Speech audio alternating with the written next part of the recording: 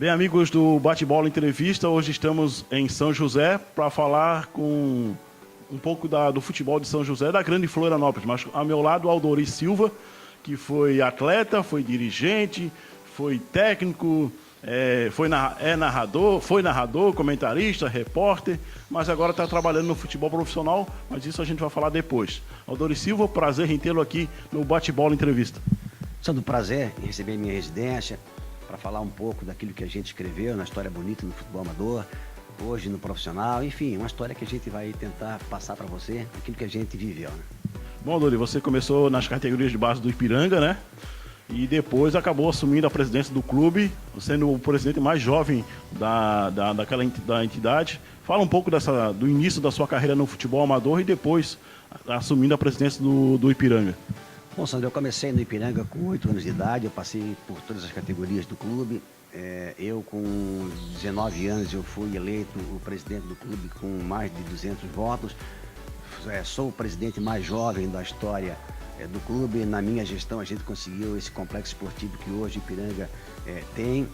A gente conquistou aí um projeto em termos de escolinhas, a gente levou o clube a disputar pela primeira vez o Campeonato Municipal de São José, mas nós focamos muito na parte social do clube, na parte patrimonial do clube. Então a gente praticamente esqueceu um pouco as disputas de campeonatos e focou primeiro no patrimônio do clube. Aí sim, depois do clube estruturado, nós passamos a disputar os campeonatos. E como foi a sua passagem no Ipiranga como atleta, né? Categorias de base, na categoria adulto? Viu, Sandro, hoje o campeonato ele é gerido pela Liga. Naquela época era a prefeitura que fazia as competições, era o campeonato municipal de São José. E o Ipiranga foi o primeiro campeão desse campeonato municipal de São José, tinha mais de 60 equipes.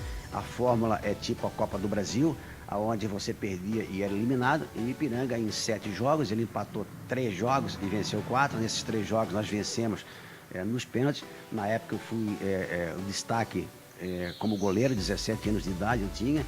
Fui o goleiro menos vazado da competição. E o Ipiranga, pela primeira vez, e o único título que o Ipiranga tem na história até hoje, foi o primeiro campeão do Municipal de São José.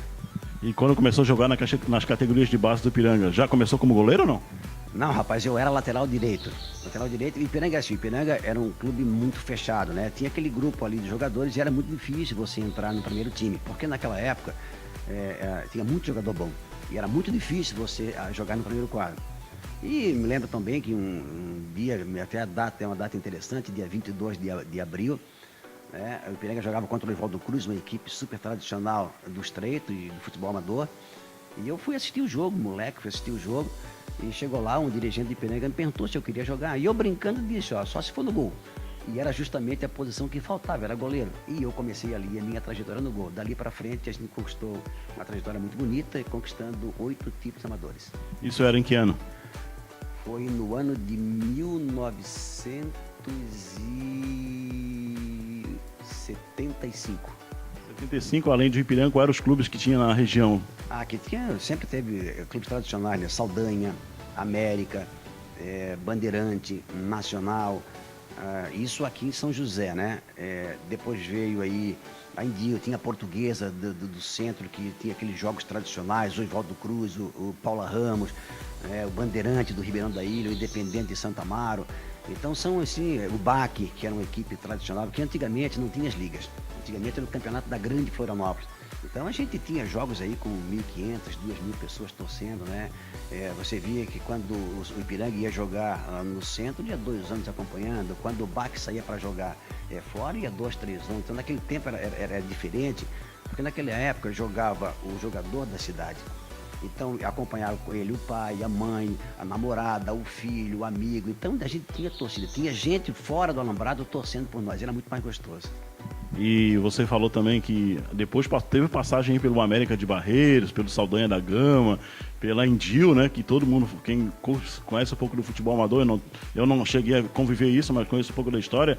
Fala-se muito no Saldanha, no América, na Indio, né? Que é uma equipe muito forte. Também no Saldanha da Gama, América, Indio, o Campo Grande, né? De São Pedro de Alcântara, que disputou também o Campeonato de São José. Fala um pouco dessas equipes aí tradicionais que você também defendeu. Meu Sandro, era assim, né? Quem está nos assistindo agora sabe da rivalidade que existia entre América, Saldanha e Ipiranga. eram as 3 equipes mais tradicionais aqui do bairro de Barreiras. E quem vestia a camisa do América não vestia a camisa do Saldanha. Quem vestia a camisa do Saldanha não vestia do Ipiranga. Então, pela rivalidade que existia, né? Porque quem era América era América, quem era Saldanha, e quem era Ipiranga era Ipiranga. E eu tive o prazer de jogar nas 3 equipes, né? Fui muito bem aceito pelas 3 equipes, inclusive o principal trabalho que eu fazia quando eu vestia uma camisa era trazer para mim o clube, trazer para mim o torcedor. E eu tive o prazer de, nas 3 equipes, conquistar 5 campeonatos. Eu fui campeão pelo Ipiranga, esse campeonato que eu falei para você, que era o municipal. Eu fui bicampeão jogando com a camisa do Saldanha da Gama e fui bicampeão jogando pela equipe do América de Barreiras. Inclusive, o América de Barreiras foi assim, uma passagem que meu pai foi um dos fundadores do América de Barreiras, mas a minha família, a família tradicional de jogador, né? Tem aí o Gilson, o Hugo, o Adilson, que são jogadores também de futebol, foram. E eles sempre jogaram no América. Eu nunca joguei porque pela rivalidade em si, porque eu nasci dentro do Ipiranga, eu era Ipiranga, né? Então, jamais eu me via vestido com outra camisa. E quando o seu Beto, já falei assim, o seu Beto me convidou para ir para o América, eu fiquei assim, pô, será que eu vou conseguir vestir a camisa do América? E graças a Deus, a família do Cola me recebeu muito bem, a família americana muito bem, fizeram uma festa quando eu cheguei lá no América. E eu cheguei assim, falando uma frase que disse, eu vim para ser campeão. Porque o América nunca tinha conquistado um título municipal. E eu, graças a Deus, a gente conquistou em 91 o primeiro título. Quando acabou o campeonato, eu recebi proposta para ir para outros clubes, mas o América fez uma reunião comigo e pediu para que eu continuasse no grupo, e pelo projeto que foi feito, pelo trabalho que foi feito, principalmente na renovação de jogadores, porque o América utilizou muito a base, e eu acreditei nesse projeto, eu acreditei que poderia conquistar o bicampeonato, e graças a Deus, de forma praticamente invicta, nós perdemos o último jogo, porque já estávamos classificados, foi o campeão por antecipação. E nós conquistamos o bicampeonato, que até hoje está marcado na história do clube, está marcado na história de muitos jogadores, porque dali do América surgiram muitos jogadores para os grandes clubes de futebol da capital, da grande Florianópolis. O Bal, que todo mundo conhece, foi uma estrela que surgiu do América. O Luiz, que era o zagueiro, filho do Cola, dali para frente, ele se projetou a nível de grande Florianópolis. Então o América foi assim, o América foi a porta que se abriu para grandes jogadores, grandes revelações, depois da conquista do campeonato, do campeão de bicampeonato. Já no Saldanha eu conquistei 2 títulos. O primeiro título eu joguei apenas 3 partidas, porque eu era o terceiro goleiro. Eu era jovem, 18 anos, e tinha 2 grandes goleiros, o Renato e o Neguinho. E coincidiu que os 2, um se lesionou e o outro se contundiu. Eu disputei os 3 últimos jogos, conquistamos o campeonato, e dali para frente eu segui no ano seguinte dentro do Saldanha da Gama, e de forma invicta nós fomos o campeão de São José. Saindo do Saldanha, do América, eu fui jogar no Palmeiras de Três Riachos, meu amigo Tim, e lá foi assim uma sensação que eu nunca vivi no futebol, porque pela primeira vez eu vi uma cidade abraçar um clube. Quando a gente ia jogar fora, aqui, você conhece Três Riachos é uma cidadezinha pequena, e quando a gente jogar fora, ia 3, 4 caminhões com torcedores, a cidade ficava vazia para ver o Palmeiras jogar. Tinha uma torcida muito fanática, e também, graças a Deus, a gente conquistou aí o campeonato, é o único título do município que o Palmeiras tem. O time é um guerreiro, ele sempre acreditou nesse projeto, e nós, graças a Deus, a gente saiu dali e nós fomos campeão de Biguaçu. Joguei na Indil. A Indil foi o primeiro clube a pagar jogador. Começou tudo com o Dedé. O Dedé, na época, ele era dirigente do Figueirense, e ele trazia esses jogadores do Figueirense para disputar o campeonato municipal de São José. E o Indil era uma máquina. A Indil fazia na época o que faz hoje o Grêmio Cachoeira. Tem o poder de contratar quem ele quer. E a Indil fazia isso. A Indil, ela despontava o lateral direito, ela ia, buscava. Na realidade, o campeonato passou assim, a Indil campeão e as demais equipes não eram participantes, porque a gente já sabia que tinha um campeão. Mas foi uma história bonita também, que eu participei lá na Indil. Depois eu saí, joguei em Marceleza, lá em Canelinha, onde também a gente conquistou mais um campeonato. A gente saiu daqui para jogar em Canelinha, nós vimos com uma van com 7 jogadores, conquistamos também lá esse campeonato. Depois eu saí, joguei no Galeão de Garopaba. Até no Galeão tem uma história bastante interessante. No Galeão, o presidente do clube, ele acertou na loteria esportiva, fez 13 pontos. E o sonho dele era ter um helicóptero. E ele comprou esse helicóptero. E em 4 ou 5 oportunidades ele vinha de helicóptero aqui, parava. Mas já falando em helicóptero, passando no helicóptero. Exato, é. Então ele parava no exército, helicóptero, aí buscava eu e mais 2 jogadores, a gente ia de helicóptero jogar lá no Galeão, Galeopava, e depois voltava. Então são loucuras do futebol, né? Histórias do futebol que acontece. A gente também conquistou aí esse campeonato, e depois eu fui campeão pela América do torneio de verão, que era um torneio que foi realizado no Córrego Grande, só com as grandes equipes, as equipes que tinham sido campeão da grande Florianópolis. E o América também de forma invicta conquistou esse campeonato. Eu também fui campeão pelo Ipiranga, que era o campeão dos campeões, onde a gente também participava das grandes equipes. Esse campeonato foi disputado no Educandário, lá em Agronômico.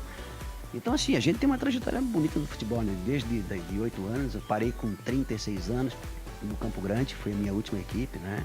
Nós montamos uma grande equipe lá em São Pedro de Alcântara, através do meu querido amigo Jânio e o senhor Oswaldo Queires, que o sonho deles era transformar o Campo Grande numa equipe campeã.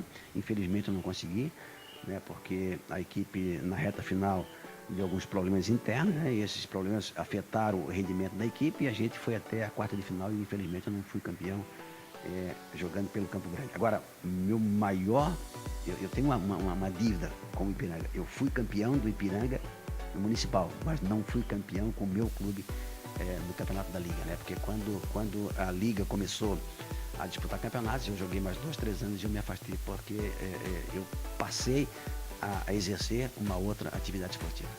Você falou que jogou em Biguaçu, jogou em São José, jogou em Canelinha, em Florianópolis e Palhoça. Eu recebi um convite do meu grande amigo Celinho. O Celinho é um parceiro assim que a gente, sempre que quando falar em futebol amador, você tem que lembrar do Celinho. O Celinho tem uma marca muito forte no futebol amador da Grande Florianópolis, dirigindo a sua querida Portuguesa, que hoje não faz mais parte do cenário esportivo. Eu recebi o convite do Celinho para participar da Portuguesa. E na época nós montamos uma boa equipe, até eu indiquei para ele 4, 5 jogadores. Só que no momento que eu assinei com a Portuguesa, eu recebi essa proposta do Galeão de Garopaba. E era um projeto diferente, um projeto de uma equipe que estava surgindo agora, que fazia parte de uma competição maior, envolvendo mais bairros. E o projeto do Galeão, ele me despertou mais interesse. E aí eu conversei com o Celinho, né? E disse, Celinho, infelizmente apareceu essa oportunidade. E aí eu fui jogar lá no Garopaba. Então eu fiquei com essa dívida em Florianópolis. Foi a única capital que eu joguei, mas eu não conquistei nada. E depois também teve passagem pelo Catarinense e Palhoça, né? Com certeza. E lá foi uma passagem assim, bastante interessante, porque o Catarinense tinha um time bom, mas não tinha goleiro. Tinha um goleiro que era meu amigo, inclusive, né, meu amigo, mas ele estava naquela fase ruim quando jogava. Tipo que quando você está numa fase boa, a bola pega na trave, pega na cabeça, cai na tua mão. E quando você está numa fase ruim, a bola vem na tua mão, bate na cabeça, pega na trave e entra, né? E esse meu amigo estava nessa fase aí. E 70% dos jogadores me conheciam, quando eu participei também lá no Catarinense, né? Nós conquistamos lá, fui vice-campeão lá na Palhoça, né? O Catarinense tinha uma equipe boa. Então foi uma equipe também que eu joguei, que a gente guarda um carinho. O mais importante, Wilson, é que em todas as equipes que eu passei, eu deixei uma coisa muito importante. Foi a amizade e o respeito das equipes, dos torcedores e principalmente dos atletas, né? Porque o mundo da bola, Deus me abriu uma porta para eu fazer amizade. O futebol foi a porta que Deus me deu para eu fazer amizade. Principalmente no futebol amador. Muito, porque assim, ó, o bom do amador, Sandro, é que você conhece o pai, a mãe, a namorada, o irmão, a irmã, a família realmente, né? Então você vai para o estádio sabendo que ali você está dentro de uma família. Então, na minha época, o futebol amador, ele era a continuidade do teu lar. Você saía da tua casa, junto contigo, teu pai, tua mãe, teu irmão, mas lá você também encontrava uma outra família. Então a gente jogava por amor à camisa, jogava por amor ao clube, a gente jogava por eles, que ficavam no alambrado gritando o nome da gente, né? Então hoje, na época não tinha esse negócio de pagar jogador, né? Para você ter uma ideia, eu fui bicampeão na América pagando mensalidade. O nosso diretor financeiro ficava na porta do vestiário, o jogador entrava para disputar o campeonato e ele olhava a relação e dizia, você não está em dia, você não vai jogar. Então a gente tinha que pagar para jogar. E o América foi bicampeão usando essa forma. Então é totalmente diferente, né, o futebol amador da minha época para a época de hoje. Naquela época, como é que era o material de jogar? A chuteira, o calção, né, o gramado? Como é que eram as condições para a prática aí do futebol amador? Sandro, você tinha que torcer para não chover. porque se a bola molhasse, ela ia para 5 quilos. Naquela época a gente jogava, a camisa de goleiro tinha uma esponja na frente para amortecer o peso da bola. E quando chovia, aquela esponja molhava, ficava 4, 5 quilos a mais para tu levantar, né? A bola era terrível, os gramados, não tinha gramado realmente para a gente jogar na qualidade que tem hoje, era pasto, né? A maioria dos estádios eram pasto.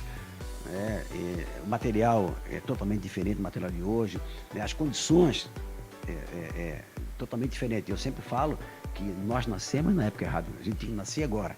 Porque hoje é fácil jogar futebol, hoje uma equipe de futebol hoje, que disputa qualquer campeonato aí, ela tem todas as estruturas para poder dar condições do atleta jogar. Na época não. Na época você ia de bicicleta jogar, você ia a pé jogar, né? A tua chuteira, aquela chuteira que se você se molhasse, deixasse pegar sol no outro dia, ela ficava toda arcada, você tinha que botar na água para poder... Então era assim, totalmente diferente, né? As condições da época era totalmente diferente de hoje. Hoje o atleta, quando assina um contrato, ele quer a melhor chuteira, né? Ele quer o melhor material que existe para ele colocar como proteção, né? Hoje o atleta, ele tem aí academia para ele poder fazer o seu trabalho físico, né? Hoje o atleta pro amador, ele é tratado como profissional, tanto é que mudaram, deixou de ser futebol amador para ser futebol não profissional. E eu conheço hoje mais de 70 jogadores profissional que deixaram de ser profissional, transferido para ser amador. Porque hoje é muito mais fácil você ser amador. Você não treina, você não concentra e você ganha mais do que eles. Mas isso a gente vai falar depois, calma. Ô, Dorim, e em quem você se inspirava aí quando era goleiro? Cara, não tem como não falar do Manga. O Manga foi goleiro do Inter de Porto Alegre, da seleção brasileira. Depois o Gilmar, o Leão, que foi goleiro. Então o Brasil teve grandes goleiros, né? E a gente procurava fazer aquilo que a gente via, né, na televisão, porque passava um jogo por mês na televisão. Então a gente via aquele jogo como se fosse assim uma coisa do outro mundo, né? E naquela época a gente sabia os jogadores, a escalação do time de cor, né? Porque ficava lá 10, 15 anos. O último que ficou aí, que eu me lembro, um goleiro ainda, o Rogério Ceni, que ficou bastante tempo no São Paulo. Agora você não encontra jogador que fica muito tempo no clube, né? Sabe por quê? Porque assim, ó, hoje o atleta, ele tem muito empresário. Por trás do atleta existem muitas coisas, né? Você vê, nós temos aí um exemplo no Figueirense, não sei se o Cleiton, que ele foi vendido agora recentemente para o Atlético Mineiro, ele foi o que menos recebeu, né? O passe dele foi fatiado em 5, 6 partes. Então hoje o atleta, ele tem toda a estrutura para poder desenvolver o que ele sabe, né? Então você vê que na época os treinamentos de goleiro, você via, eu peguei recentemente aí numa página do Palmeiras o trabalho que o Leão fazia, no trabalho da preparação dele como jogador. Se você pegar hoje o treinamento que é feito hoje, o Leão não aguentaria, não resistiria, porque mudou, o futebol mudou muito, né? O futebol evoluiu tanto, hoje a tecnologia trouxe para dentro do campo as mudanças do futebol, né? Então, na época, o goleiro era bom porque era dom que ele tinha, ele treinava praticamente sozinho, porque não tinha preparador de goleiro, não tinha ninguém, ele ficava lá treinando feito louco, né? E ele mostrava suas qualidades porque a vontade fazia com que ele se tornasse um bom profissional, né? Diferentemente de hoje. Hoje você vai acompanhar um treinamento aí, você fica cansado de ver tanto trabalho físico, técnico e os fundamentos que é feito para o goleiro profissional. E na sua época, quando jogava futebol amador, quem eram os craques aí da época? Sandro, eu costumo dizer que na minha época você faria 4 seleções de cada campeonato. Porque era assim, ó, era 11 bons jogadores jogando, era 11 no banco e 11 que não tinham oportunidade de jogar campeonato. Né? Nós tivemos aí grandes jogadores, falecido Ademir, do Saldanha da Gama, nós tivemos no Palmeiras do Roçado, o Alexandre, que era um centroavante fantástico. Nós tivemos o Zezinho Bombeiro, que foi zagueiro do Palmeiras do Roçado. Nós tivemos na Indil Cobrinha. Nós tivemos o Saro, que foi centroavante dos grandes clubes. Tivemos o Luizinho, que foi centroavante também. Nós tivemos o Luiz do Cola, que foi zagueiro. Enfim, dava para você fazer assim, uma seleção que hoje pega qualquer time hoje que disputa o campeonato amador e mete 4, 5, porque hoje assim, ó, infelizmente, Sandro, eu vou dizer uma realidade, né? Eu sei que até tenho amigos que vão discordar de mim, mas hoje o futebol amador ele perdeu o interesse. O futebol amador hoje, ele virou mais comércio, né? Aquilo que eu falei para você, que quando a gente jogava, o estádio ficava lotado, não existe mais. Porque a importação de atleta fez com que acabasse isso. Porque na minha época, você era de São José, jogava em São José. Você era de Palhoça, jogava em Palhoça. De Iguaçu. Hoje não. Hoje o poder aquisitivo dos clubes, ele importa jogador. Só que vem só o atleta, não vem o pai, não vem a mãe, não vem a namorada, não vem o amigo. E a gente vê estádio vazio. Eu acompanhei e acompanho o futebol amador. E eu fico triste, é lamentável você chegar num estádio de futebol, você vê 5, 6 pessoas torcendo para um clube de futebol. Eu fui assistir o ano passado Biguá e Palmeiras de Treiacho, um estádio que quando eu ia tinha 600 pessoas, não tinha 5 pessoas vendo o jogo, tinha lá 2, 3 de diretor. Eu fui assistir um jogo na Palhoça, entre Catarinense e Cascalho, não tinha 20 pessoas vendo o jogo, né? Então assim, ó, alguma coisa aconteceu no futebol amador, que a gente vai falar depois, que fez com que aquele esporte tradicional acabasse, né? É lamentável. Hoje o poder aquisitivo, que eu vejo assim, ó, se chegar para você e perguntar quem vai ser campeão em Florianópolis, você já sabe quem vai ser. Quem vai ser campeão em São José, você já sabe quem vai ser. Nós tivemos um exemplo ano passado que o Unidos, nas 6 primeiras rodadas, perdeu 6 jogos. E o Unidos é o bicampeão de São José.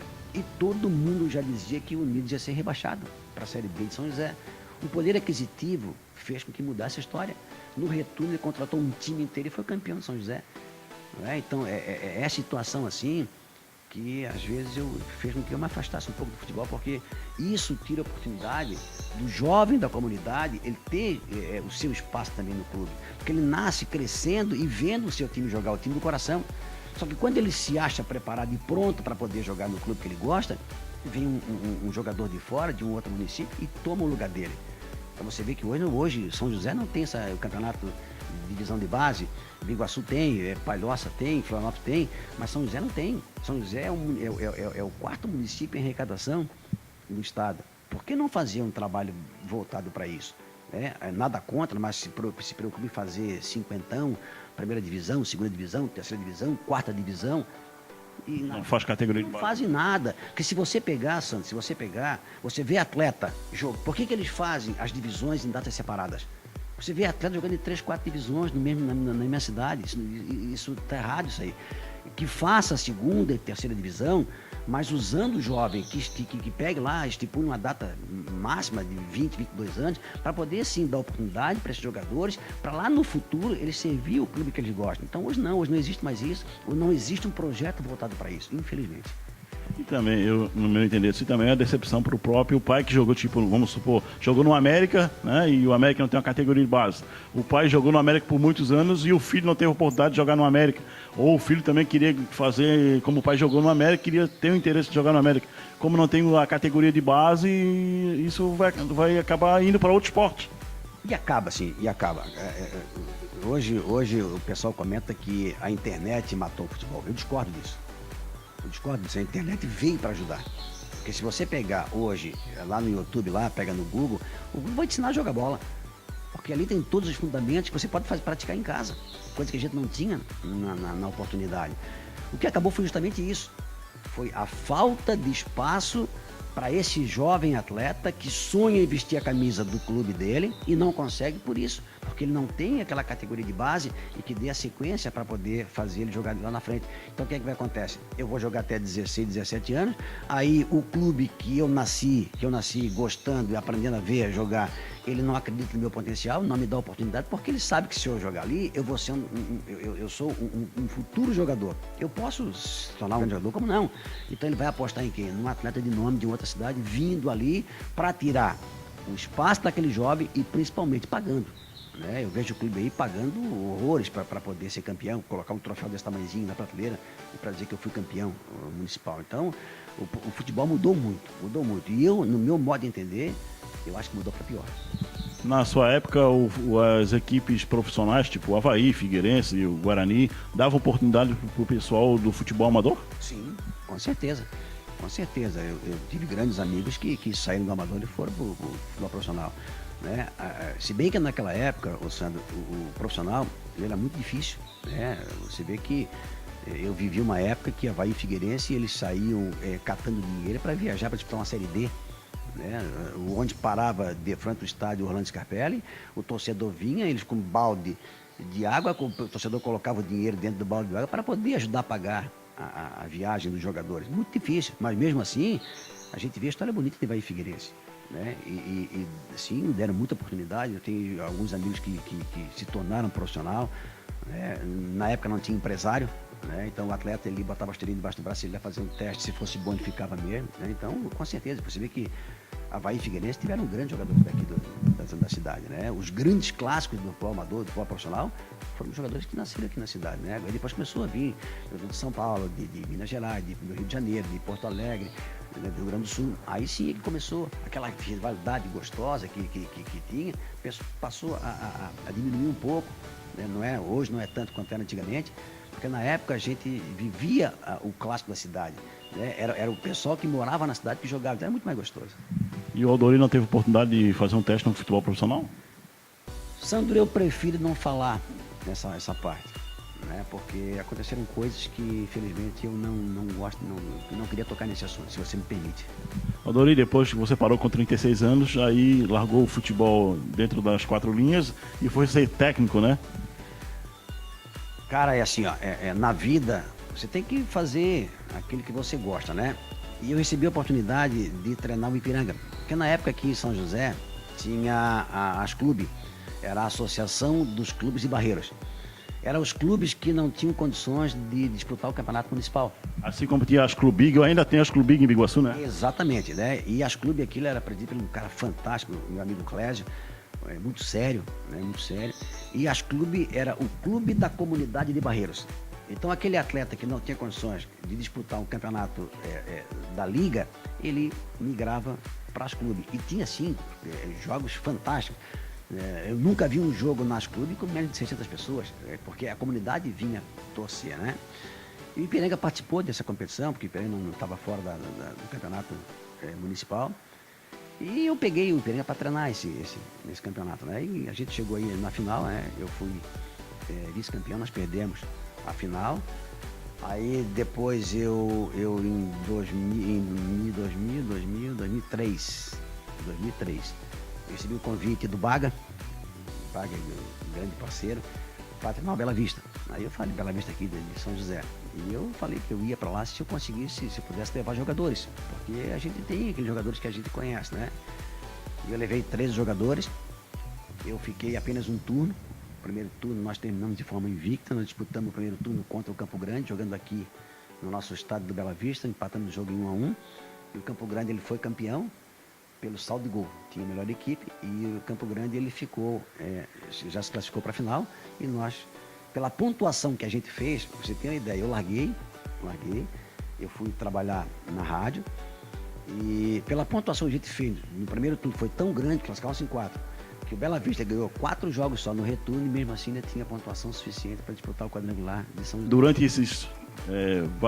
Durante esse tempo no futebol amador, quais são, destaquem uns fatos pitorescos aí no futebol amador, o que aconteceu, além de voar de helicóptero, né, lá em Garopaba, outros fatos que marcaram sua trajetória aí no futebol amador?